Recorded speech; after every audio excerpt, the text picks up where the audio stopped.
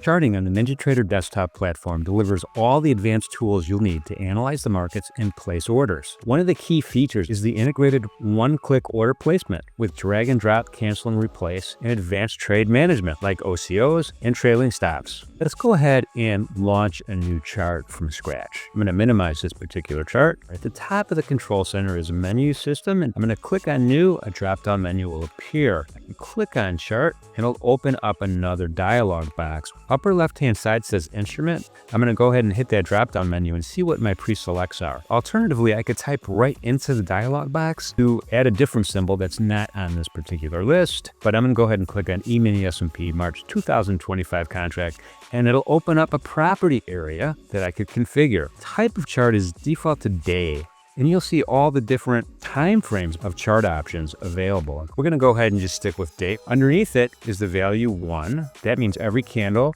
is 1 day's worth of price action. I'm going to go down to chart style next. I'm going to take a look at my options. We'll leave it at candlestick for now. Bar width, I could set my bar width here. We'll keep it at 3. The colors of your candles you could set as well. And there's other categories of adjustments that you could make, but I'm going to keep this simple and we'll leave it here for now, and I'll hit OK. And it's going to open up a new chart. I could adjust it. I could have more than one chart open at the same time in different windows, and I can adjust the size of it. I could make it smaller, I could make it bigger.